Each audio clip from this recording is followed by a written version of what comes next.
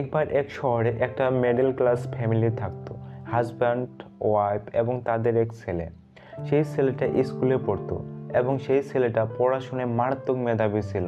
সে প্রত্যেক ক্লাসে র্যাঙ্ক করতো, ঠিক যেরকমভাবে প্রত্যেক মিডল ক্লাস ফ্যামিলির বাবা এবং মায়ের একটা বড় স্বপ্ন থাকে, সেরকমই সেই ছেলেটার বাবা এবং মায়েরও একটা অনেক বড় স্বপ্ন ছিল যে এই ছেলেটা একদিন জীবনে অনেক কিছু করবে, এই ছেলেটা একদিন বাবা এবং মায়ের নাম উজ্জ্বল করবে, এই ছেলেটা একদিন এত টাকা ইনকাম করবে যে সেই ফ্যামিলির দারিদ্র দূর হয়ে যাবে, এই ছেলেটা একদিন জীবন বদলে দেবে। কিন্তু ছেলেটা যখন স্কুল পার করে কলেজে উঠল, তখন ছেলেটার জীবন বদলে গেল। সেই ছেলেটার অনেক নতুন বন্ধু হলো এবং ধীরে ধীরে ছেলেটা বাড়িতে রাত ফিরতে শুরু করলো, বন্ধুদের সাথে প্রত্যেক দিন নেশা করতে শুরু করলো।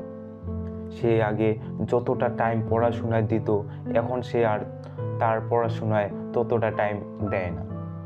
তার বাড়ির লোক তাকে বলল যে তুমি যেটা করছো সেটা ভুল করছো, তুমি একটা ভুল পথে চলে যাচ্ছ, তোমার বন্ধু বান্ধব খারাপ।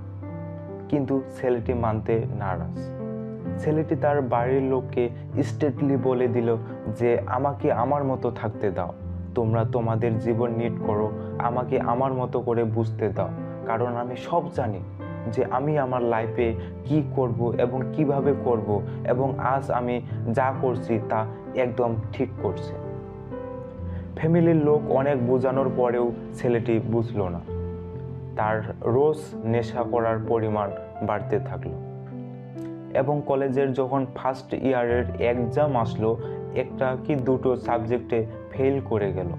সে যখন ফেল করে গেল, সে তখন বাড়িতে এসে মুখ দেখাতে পারলো না তার বাবা এবং মায়ের কাছে। এবং সব থেকে বড় বিষয় হলো, সেটা হলো তার ইগোতে লেগে গেছে যে সে এতদিন স্কুল লাইফে সব সময় র্যাঙ্ক করত, সে আজ ফেল করে গেল। এটা সে নিজের কাছে হেরে গেল এবং নিজেকে সে মুখ দেখাতে পারছিল না যে আমি এক সময় র্যাঙ্ক করতাম আর আমি আজ ফেল করে গেলাম। কি করে লোককে আমি জবাব দেব যে আমি ফেল করে গেছি? তার মনের মধ্যে লাগলো আমার বাবা মা যা বলছিল একদম ঠিক বলছিল। এবং ধীরে ধীরে ছেলেটি ফেলিয়ারের পর ডিপ্রেশনে চলে যেতে শুরু করলো। সে একটা ঘরের মধ্যে নিজেকে আটকে রাখতে শুরু করলো। বন্ধু বান্ধবরা যখন কল দিলে তখন তাদের কল রিসিভ করতো না, বাড়িতে বাবা মাদের সাথে কথা বলতো না, এবং ধীরে ধীরে সে ডিপ্রেসড হয়ে গেল। এবং তার মনে হচ্ছিল আমার এই লাইফ এখন আমাকে শেষ করে দিতে হবে, এই লাইফে এখন আর করার কিচ্ছু নেই এবং সুসাইড করার একমাত্র উপায়। এতটা ডিপ্রেশনে চলে যাওয়ার পর এই খবর যখন তার আগের স্কুলে হেড টিচারের কাছে পৌঁছালো, তখন হেড টিচার একদিন তাকে, সেই ছেলেটিকে একদিন ডিনারে ইনভাইট করলেন টিচারের বাড়িতে। কারণ টিচার ভাবলেন এত ভালো ছেলেটিকে নষ্ট হতে দেওয়া যায় না, কিছু তো একটা করতে হবে। ছেলেটি হেড টিচারের এই বাড়ির নিমন্ত্রণকে না করতে পারল না। সে হেড টিচারের বাড়িতে গেল এবং গিয়ে সে চুপচাপ বসে রইল, কোনো কথা বলছিল না, কারণ তার লজ্জা লাগছিল যে সে এতদিন ফার্স্ট হয়েছে, কলেজে উঠে নিজের দোষে সে নিজে ফেল করেছে। টিচার দেখলো ছেলেটি কোনো কথা বলছে না, তখন ছেলেটিকে বলল চলো আমরা বাইরে গিয়ে লনে বসি, সেখানে যেহেতু ঠান্ডা পড়েছে আমরা একটু আগুন পোয়াই। সেখানে অনেক কয়লা জ্বলছে এবং সেখানে ছেলেটিকে নিয়ে হেড টিচার সহ বসে পড়ল। 5 মিনিট 10 মিনিট ছেলেটি কোনো কথা বলল না। ঠিক সেই সময় হেড টিচার সেই যে আগুন জ্বলছে যেখানে, সেখান থেকে কিছু কয়লা তুলে মাটিতে ফেলে দিল এবং কয়লাগুলো জ্বলছিল যখন আগুনে ছিল, তখন যখনই কয়লাগুলো মাটিতে পড়লো কয়লাগুলো নিভে গেল। তখন ছেলেটি টিচারকে জিজ্ঞাসা করলো যে স্যার এ কি করছেন আপনি? এই কয়লাগুলো তো জ্বলে আমাদের তো তাপ দিচ্ছিল, আপনি এগুলো মাটিতে ফেলছেন, এগুলো তো নিভে যাচ্ছে। স্যার বলল অসুবিধার কি আছে, এই যে কয়লাগুলো মাটিতে ফেলার পর কয়লাগুলো নিভে গেল, একে যখন আবার আগুনে ফেলবো এগুলো তো আবার জ্বলবে। আমি তোমাকে বোঝাতে চাই যে এই যে কয়লাটা, এটা হচ্ছে তুমি।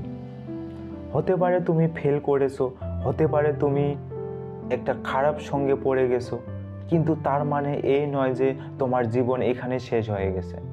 তার মানে এই নয় যে তোমার সুসাইড করতে হবে, তার মানে এই নয় যে তুমি ডিপ্রেসড হয়ে যাবে। ঠিক এই কয়লাটার মতো, কয়লাটাকে যখন আবার আগুনে ফেলে দিলে আমাকে তাপ দিবে, ঠিক তেমনভাবে তুমি যদি তোমার লাইফ স্টাইলকে বদলাও, তুমি যদি বন্ধু চেঞ্জ করো, তুমি যদি সঠিক মানুষদের সাথে মিশো এবং আগের মতো কনসেন্ট্রেট করো নিজের কাজে, তাহলে তুমি আবার তোমার জীবন ফিরে পাবে।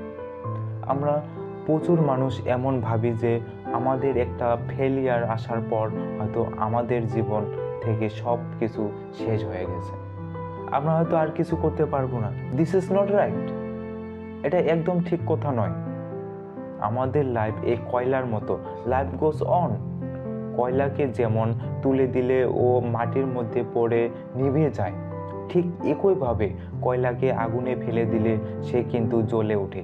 তেমন আমরা হতে পারে একটা ফেলিয়ার হয়েছে, হতে পারে আমরা কিছু ভুল করেছি, হতে পারে মনে হতে পারে আমাদের জীবন শেষ হয়ে গেছে, কিন্তু always mind in life goes on. জীবন এত তাড়াতাড়ি শেষ হয় না, আমাদের কাছে সব সময় অপরচুনিটি থাকে আবার নতুন করে কিছু শুরু করবার। আবার যদি আমরা আমাদের লাইফকে সঠিক পথে আনতে পারি, আবার যদি আমরা সঠিক মানুষদের সাথে মিশতে পারি, তাহলে আমাদের জীবন আবার পুনরায় একটা ভালো জায়গায় পৌঁছে যাবে। তো এটাই আমার এই গল্পটার মাধ্যমে মেসেজ দেওয়ার ছিল। ঠিক যেভাবে হেড টিচার সেই ছেলেটিকে এই মেসেজটা দিয়েছিল, আমিও তোমাদেরকে এই মেসেজটাই দেব। যদি কারো কখনো ডিপ্রেসড হয়ে পড়ছো, লাইফে একটা বড় ভুল হয়ে গেছে, লাইফ শেষ হয়ে গেছে, always mind it life goes on, এবং আবার পুনরায় আমরা সব কিছু নতুন করে শুরু করতে পারি। এবং শুরু করার কোনো বয়স লাগে না, শুরু করার কোনো সময় লাগে না, শুরু তো শুরুই হয়। শুরুকে একদিন হঠাৎ করে শুরু করে দিতে হয়। গল্পটা কীরকম লাগলো অবশ্যই কমেন্টে জানাতে ভুলো না। আমি সুজন ছিলাম তোমাদের সঙ্গে, এবং ভিডিওটিকে লাইক করতে ভুলো না, লাইক খুব জরুরি, আর শেয়ার করতে ভুলো না। ভালো থেকো।